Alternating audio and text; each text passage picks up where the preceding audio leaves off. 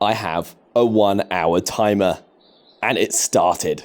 So today we're going to be doing garden bird photography and we're doing it outside. I have an hour to see how many good photos I can get, and my first call is to get to shelter. You see, it's raining. What we do have in this garden is a lovely gazebo. You see that shelter behind me? That's going to keep us dry.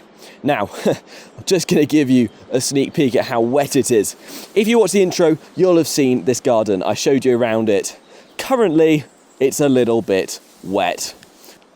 You see, back there is the wild part of the garden. I don't think I'm going to be able to get through that mud without getting wet socks, which I don't particularly want. What I have is, in this shed, there's a little porchway. So if I want to stand in this porchway, I can stand there and that'll be sheltered. Alternatively, I have this gazebo, and that's where I'm going to be spending most of my time, I reckon. Here I have my camera gear, which has been kept dry by this gilet.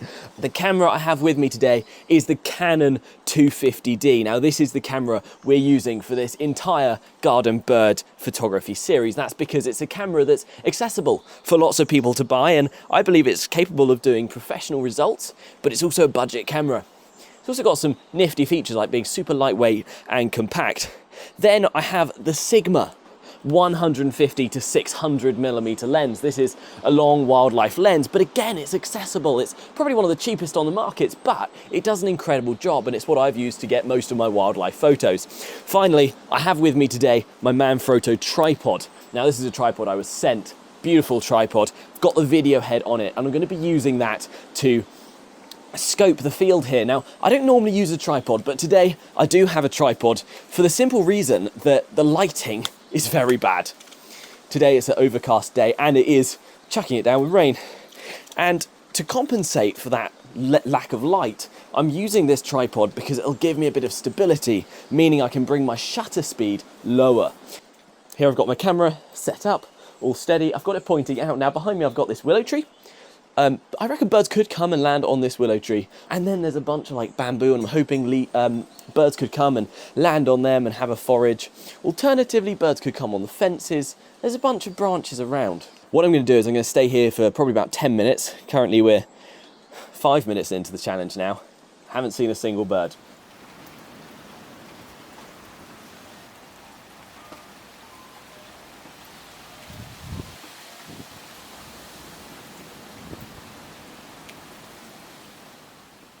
It's been 10 minutes and the rain has picked up. So you can see there we have about 43 minutes left and the rain is just going for it. The wind is high, so I'm gonna go do a little dash to the shed and see if I stand in the porch of the shed, will I be dry? So just gonna have to brave the rain.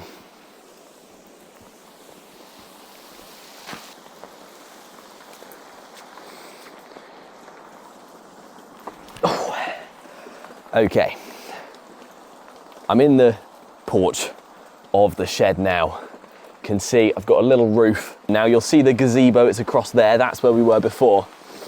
And the rain is really coming in. You can actually see the water has come right up to the edge of this shed. There just really isn't much wildlife out in general. And I think this rain and this wind is gonna put the wildlife in these kind of more densely packed bushes, say. They'll be hiding away. Just like I shouldn't come out in this weather, they're not particularly keen on coming out in this weather. So I'm just gonna keep looking with my eyes. I'm still leaving my camera in that spot over there because the Canon 250D is a beautiful camera. I love this camera. I've done loads of videos on this camera. I would recommend, if you're a beginner photographer, it's a brilliant one to buy. It's just got a lack of weather sealing. I just wanna see a bird at this point. Just any bird would do, that would just be nice.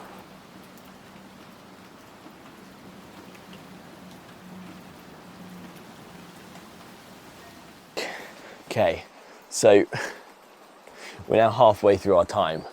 I have my first bird, and it's a robin. He's jumping around low in the bush, very close to where I am. robin is now at the bottom of the bamboo stalks.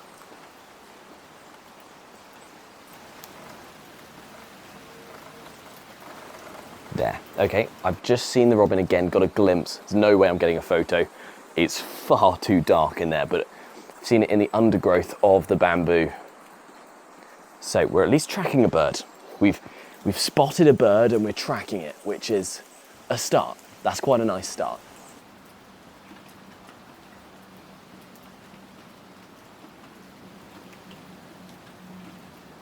Now, I'm able to follow this robin with video because he's low in the undergrowth, and for me, I'm not so picky on video. I can have it being a bit grainier. I'm currently on an ISO of 3200, but I really need him to come out into the open so I can get a photo. The time, okay, I have 20 minutes.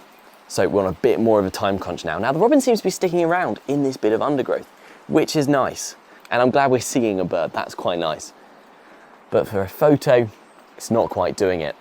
Okay, I'm gonna be honest with you, I think the robin's teasing me.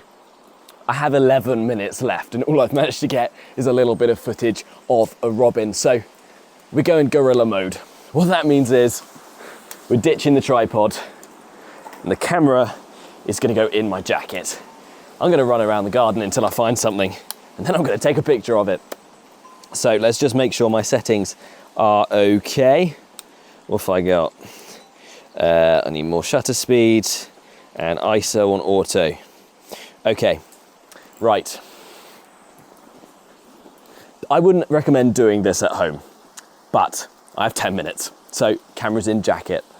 Let's go find something. Gosh, it's really raining. Wow. Okay, anything in the front of the garden. I can't even hear the birds now. Let's have a look at the feeders. No, I do not recommend this at home. That's bad. That's not good at all. Don't be dropping your action camera like that. Okay, back through the puddle we go. Let's just take a pit stop in the shed. Okay, whew, it's wet. Gosh, it's so wet. Okay, guys, I'm not sure this is a good idea anymore. I'll be honest with you. Look at this. It's just pouring off the roofs. I'm regretting my decision to come out. I'm regretting my decision to do this challenge. I'm not even going to look at the time, it's just going to buzz when the time is up. I kind of want to press the end of the garden. I feel like at the end of the garden, if I just wade through the water, that's where I'm going to find, oh, it's so wet, it's so wet, it's so wet. I'm going to go off-road. Around the back here, you'll see, go along these wooden poles, that'll keep me from the water. Okay, that's slippery. Okay, I've actually made it past that enormous puddle and I'm in the back of the garden. Now, I had success here in the introduction to this series. I just bumped into some birds. So what I'm gonna do is, oh, it's lovely when you can feel the water just in the soil. I'm gonna hunker down here and hope something appears. Okay. I'm hunkered down.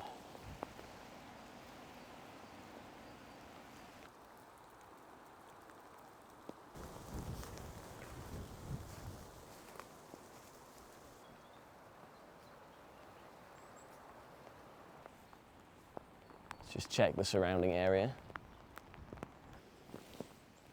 Now you'll see, I'm kind of crouching on the floor at the moment. I'm actually probably hidden behind plants. You see, it's moments like these when my trousers are completely sodden and I've been out in the rain for an hour with nothing to show for it.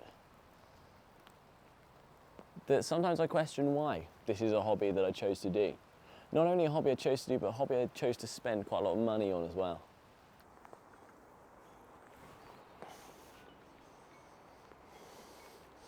Guys, I hear something. I hear something in my pocket.